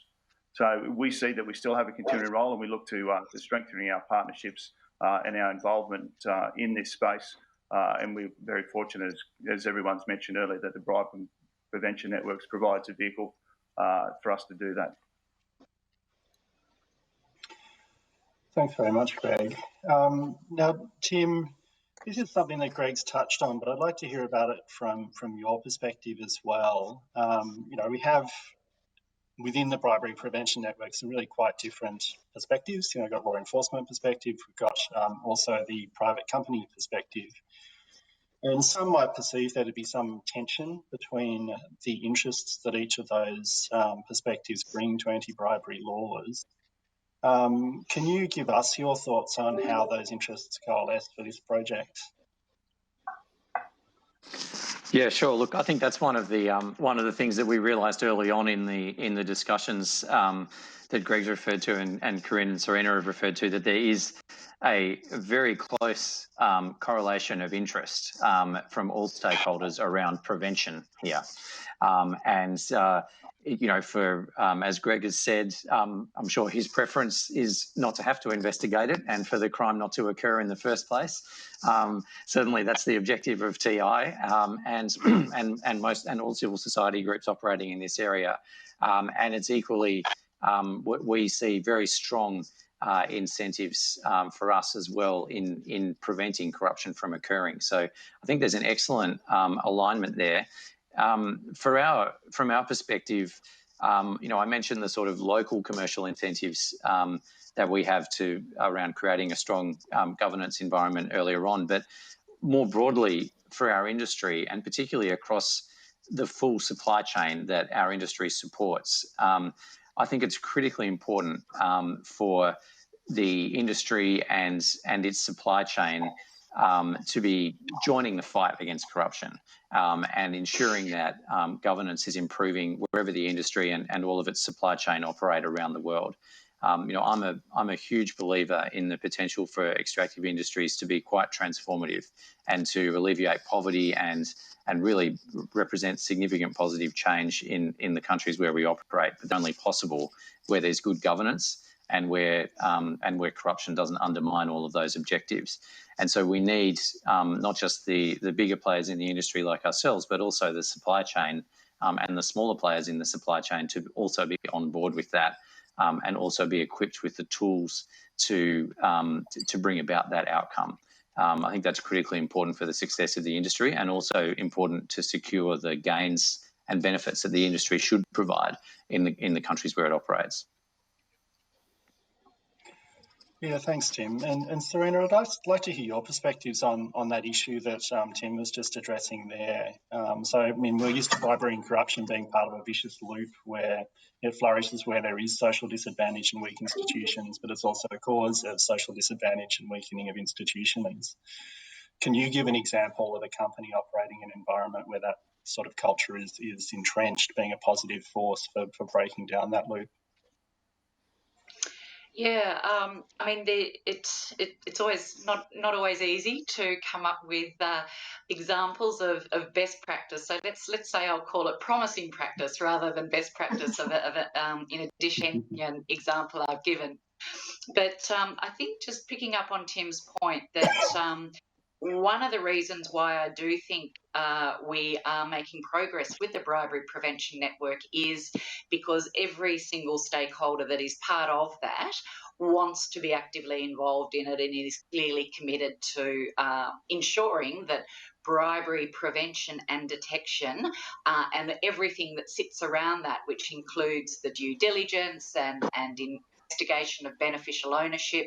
This really is a critical part of the prevention landscape. So I think that's what helps ameliorate any tensions, perceived or otherwise. But as Corinne said, we haven't experienced that yet. The other example I would give is also in the extractive sector, and I guess it is a corruption-prone sector, as is the infrastructure sector and the construction sector and telcos. So it's these big industries with a big footprint that can be corruption-prone, and of course, often because they require the use of third parties and agents to assist in the approvals process and to get that approval. But the other example I give you actually involves what was then an Australian-owned mining company operating in Laos. And the company was a mid-tier company and had always fiercely pushed back on the idea that we should remove the defence of facilitation payments from Australia's foreign bribery legislation, a position that TI strongly holds, that we should not have a defence of facilitation payments. And this particular company really pushed back on that for a number of years and really spent a fair bit of time explaining that this was, it wasn't a bribe, it was just a small payment, and that's the way business was done. And if these payments weren't made, then they would lose competitive advantage. However, it did reach a point where quite significant piece of infrastructure was required to enable them to get the commodity out. And it just wasn't being built, and it wasn't being built, and it wasn't being built. And it soon became evident that what was required was not a small facilitation payment, but was probably something more on a fairly significant bribe. And the company actually took a really strong position against that. They realised that this facilitation payment was a slippery slope. They introduced a zero tolerance towards facilitation payments. They actually changed the way they were going to get the commodity out of the country. And they then put in place a really good internal training program for their staff to help them understand, again, in a very scenario-based way, if you are in this situation and you are, asked to make this payment to receive this service, do you do it? Yes, no. So it's a couple of years old, that example, but it always sticks with me because of, one, such a tough jurisdiction, the fact that it really required the company to do a complete 180 switch in their response and attitudes towards facilitation payments, and then actually change the way they were getting the commodity out of the country, which involved a more expensive route. So it's a good example, but regrettably it's no longer an Australian-owned company. Thanks very much, Serena. Now, Greg, I'd just like to ask you about the AFP's investigation decisions and its decisions to make prosecutorial recommendations. Do considerations of the sustainable development and Australia's role within the Asia Pacific region play a role in that? Is it just as simple as, can we obtain a conviction, or are there other more social purposes that are considered by the AFP in prioritising its resources and its prosecutorial recommendations? Yeah, thanks, James. A tricky question because whilst we try and uphold the spirit of the law, and of course with legislative reform in trying to make sure that in listening to corporations as well, to making sure that we are collectively playing a part in relation to preventing bribery, but also to make sure that if bribery does occur, that we are swiftly looking to investigate that, and to also make sure that there is minimal impact, because we know the harms that come with bribery and corruption, and I guess the distrust and issues that stem from that, and siphoning monies out of communities is not what we're looking at either. As mentioned, and we talk about the Asia Pacific region, which is certainly a sphere of risk for Australia, and particularly across a number of the industries that Serena had just mentioned. Australia is very actively engaged in that space, and I think for us, we too, as a law enforcement agency, the Australian Federal Police is very much involved in developing capacity and doing other development initiatives in trying to strengthen those rule of law, but also to improve governance in those countries as well. Do we think about the issues of what's going on within those communities and the impacts it has? Yes, there is considerable considerations that are made in relation to the impact of the work that we do, particularly in relation to the types of offending and the sophistication of those offending as well. And a lot of times, we seen as a white-collar crime and perhaps victimless, but we know from the impacts that we've seen in relation to corruption and bribery, it is not a victimless crime at all. It certainly has wide-reaching impacts. And therefore, I guess when we start looking at the potential impacts that it has on countries, that it has on economies, that it has on communities, it's really important that we balance those and having an appreciation. At the end of the day, does it influence our decision making in relation to these?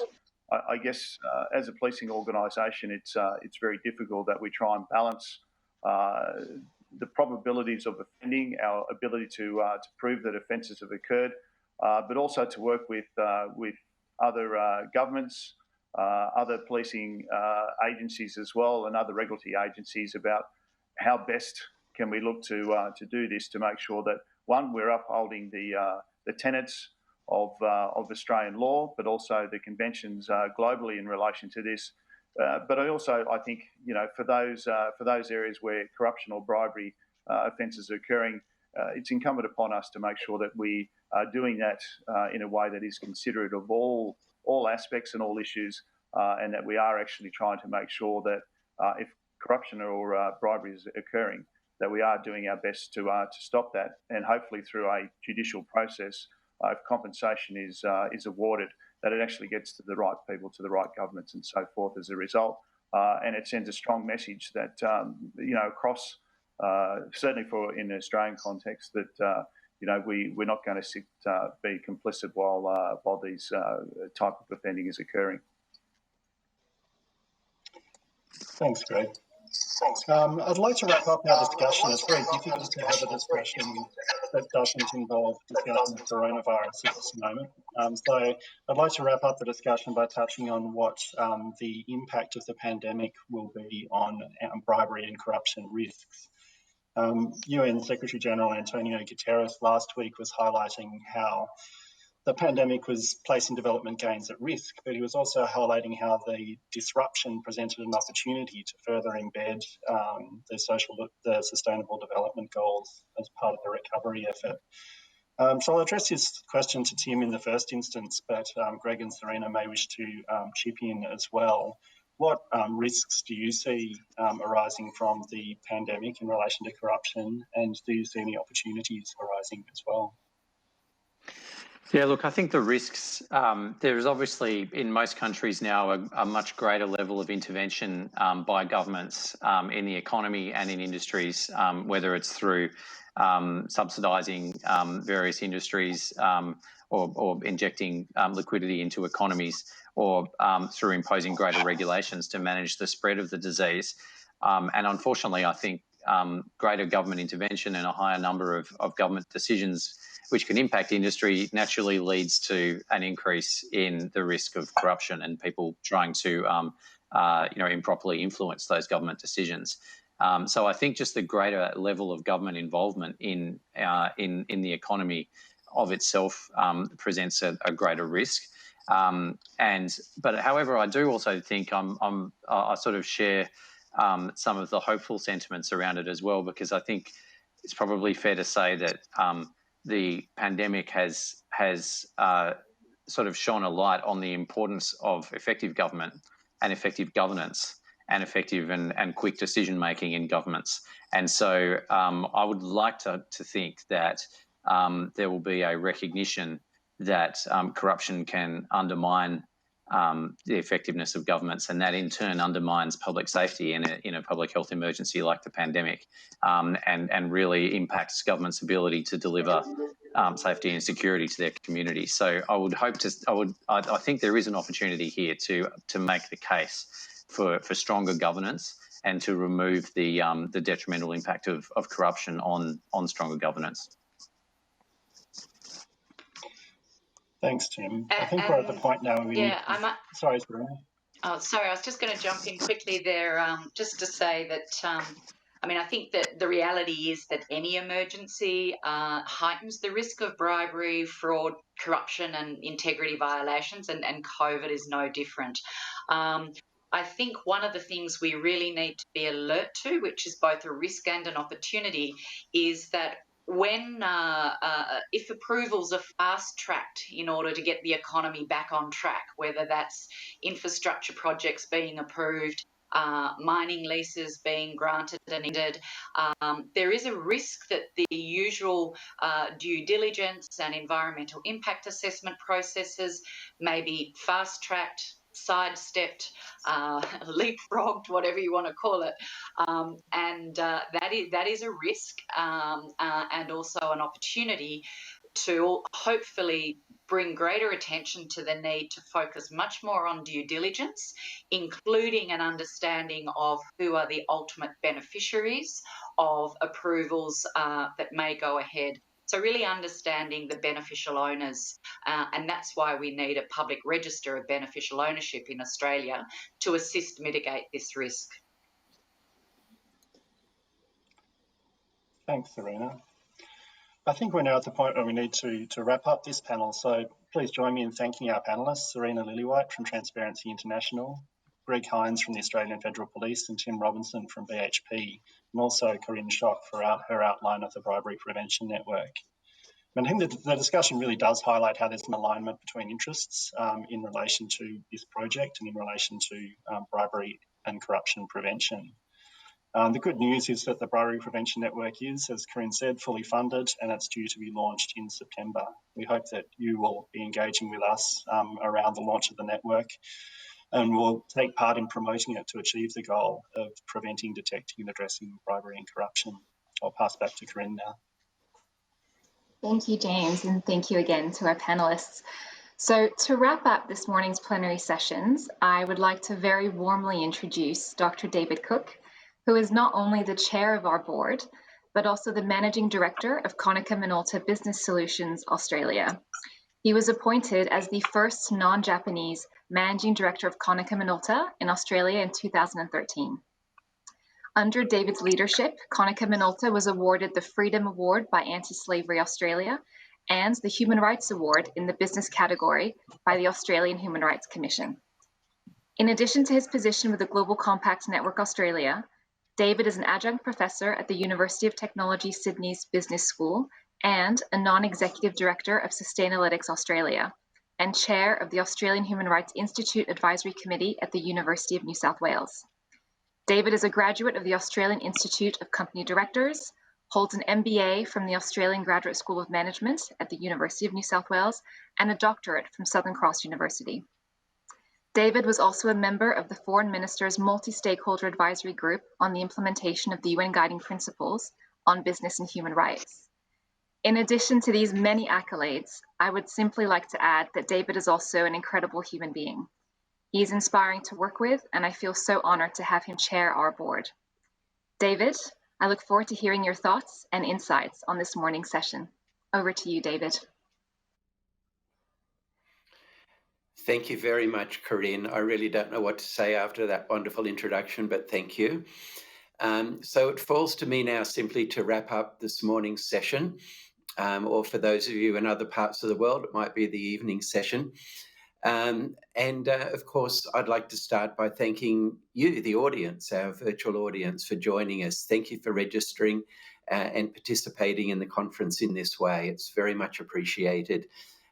Thank you also to Kylie and Corinne and James for your facilitation and introductions, and of course to our speakers and participants on the panel as well. I think we should feel very blessed to have had such eminent people give up their time this morning to spend with us and to share their knowledge and share their wisdom. And in case anybody has any doubts, I would just like to clarify that plagiarism is strongly encouraged. So if you've heard some good ideas and you'd like to apply them within your organisation, please go ahead. That is really the purpose of the conference. Now, I'm not going to go through speaker by speaker and touch on the key points that were made. I think most of the information, the knowledge that's been shared is probably still quite fresh in your memory. But somebody said to me once that anytime you've got an audience, a stage and a microphone, don't waste it. Do good with it and try and make a difference. So I would like to make a couple of salient points in connection with this morning's topics to wrap up. But firstly, I'd like to take a step back from this morning's session and look at the conference as a whole. Now, I think it's important when you decide to have a conference to ask yourself, how will we know whether that conference has been a success or not? Now, if you determine that your criteria is the number of people who register for the conference, then you can pretty much determine that the moment it begins. If, on the other hand, you decide that the criteria for success might be positive feedback, then you'll pretty much know that as the conference wraps up. But I'd like to propose to us that our definition of success for this conference over these 2 days should actually be, to what degree are we able to help change the world in the coming days, the coming weeks, and the coming months? We're a community of people who are very committed to the Sustainable Development Goals, and it's incumbent on us, I think, having been fortunate enough to receive that knowledge and that understanding of their importance, that we amplify that externally beyond the conference. Because one of the weaknesses of a conference format, it's inherent really in its structure, is that typically it attracts people who are already interested in that subject. Now, there's nothing wrong with that, and it reinforces our understanding, it provides new knowledge, it provides inspiration, and it builds our community. But if we're really going to move the dial for the world, then what we need to be doing is amplifying that message as much as we possibly can, long after a conference of this nature has finished. Now, I'd like to focus in on two particular groups and two challenges that I'd like to put to each of you. One is that if you're in a position of significant influence in your organisation, you might be the CEO, you might be on a board, you might be a senior person in public service or what have you, or you might be a manager of a team, then I would like to encourage you to find the courage and the strength to really move beyond a compliance mentality to set far greater aspirational goals for your team or your company or your department. There's something inherently non-aspirational sometimes about mere adherence to compliance. Because when you think about it, let's say a law is created in a particular country. What happens? There may be a minister in the government that will take a bill or a piece of proposed legislation into a cabinet meeting with other ministers. That may eventually find its way into the parliament, ultimately ratified by a senate or whatever the political structure is in that particular country. But inevitably, there will be a range of views. And typically, the bill or the piece of legislation that the individual will take in will not be what will ultimately be ratified and become law, because what will be required is compromise to meet the needs of all parties in that room. And so the bar does not get set at the original high level that the aspirant may have had for it. The same thing applies in the corporate world, in a boardroom setting. compromise is often required. And so typically in government, many things are viewed through the lens of how will voters react? And in a boardroom, typically the lens of how will shareholders react? What will happen to our share price? So if the discussion is something like setting emissions targets, for instance, definitely there will be discussion around how will this be met by the market? Are we too aspirational? Might there be a short-term downturn in share price if shareholders become concerned, et cetera, et cetera? And so as leaders, true leaders, not managers, but leaders of organisations, then it's so important that that courage is demonstrated. Now, in a sophisticated society like we have, it's not often that we're required to find physical courage these days. Life's relatively safe for most of us. But I'm talking about moral courage. And moral courage is when you do the right thing, even when it's hard, and even when there might be a personal price to pay. So I'd like everybody to take up that challenge and set the bar on all of the important aspects of the SDGs as high as possible. We've heard about climate, the requirement for climate action and bold steps to be taken there this morning. We've heard about the importance of bribery prevention and greater corporate transparency. But of course, all of the SDGs, all 17 goals are very important. And in fact, if we don't achieve the 17 goals, then people will be left behind. And none of us want that, and that's not good enough. We're a better society than that. We're a better world than that. Now, the last group of people I'd like to address are those people who may not feel that they're in a position of necessarily influencing policy within a company or being able to make decisions, or within government or within civil society. And all the sectors, of course, are vitally important to play a role, but every single individual is important. And if you've had the feeling at all, at any time in your life, that as an individual, you might feel powerless, or you might ask yourself from time to time, I'm just one person. What possible difference can I make? I want to give you an assurance today that as an individual, you do have power. You can make a difference, and you will make a difference if you leave this conference with the mindset and making a personal commitment to yourself that you will amplify the messages that you've heard in this session and the other sessions that you may attend. So again, boldness is required, courage is required, and commitment is required. And that I've certainly had times in my life where I've doubted the impact that I might be able to have in an important situation. And I was fortunate some years ago to come across a quote from somebody who I highly respect, and this quote really I turn to from time to time to remind myself to find courage and to be bold, and that I can make a difference. And that was a quote from Mother Teresa. And this is what she said: sometimes we can feel that what we have to give is just a drop in the ocean, but always remember, the ocean would be a lesser place if it were not for that one drop. Thank you very, very much, everybody. Thank you to David, Kylie, and all our friends. Hello, delegates. Welcome to the UN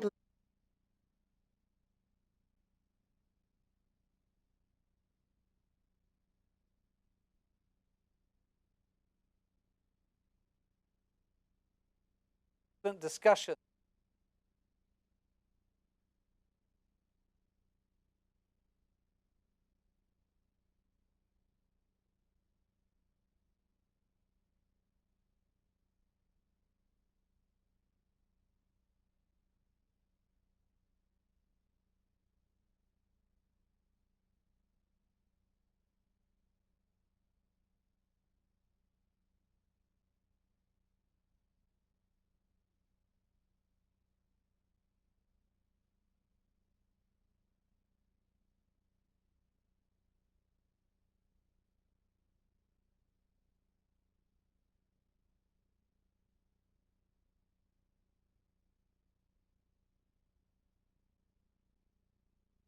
Thank you so much to David, Kylie, and all our friends at the Global Compact Network Australia for those excellent discussions and your contribution to our 20th anniversary UN Global Compact Leaders Summit. I'm Dan Thomas from the UN Global Compact office here in New York, where the summit began 12 hours ago. We're almost halfway through this very global conversation on sustainable business in the light of COVID-19 and other global challenges. Next, I'll be handing over to our colleagues in our Asia-Pacific regional office. But before they take over, let's have a quick recap of how this Leaders Summit began.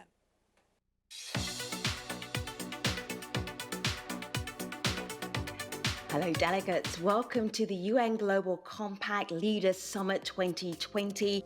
More than 20,000 business professionals and sustainability experts have joined the UN Global Compact Leaders Summit already. On this virtual platform, attendees have been visiting booths to learn more about how the UN is engaging companies, networking with each other, and hearing from an impressive lineup of speakers. Now more than ever, as big decisions are made about our future, companies need to address environmental, social and governance risks holistically and move beyond business as usual. We can build a better tomorrow where we leave no one behind. And it really does put the onus on businesses and the financial sector to help the world recover better. The first and highest priority is to protect your staff and stakeholders, including your service providers, clients, and the communities in which you operate. Listening to the scientists is crucial to dealing with the climate crisis. Clearly, we need a strong global initiative now. Leading CEOs from around the world also urged their peers to step up their SDG ambition. And I'm very confident that together we will find ways to strike that right balance and to make progress faster. And this special film highlighted the 20th anniversary of the initiative. And we, the United Nations, initiate a global compact of shared values and principles which will give a human face to the global market. The theme you will hear today over and over again is recover better, recover stronger, recover together.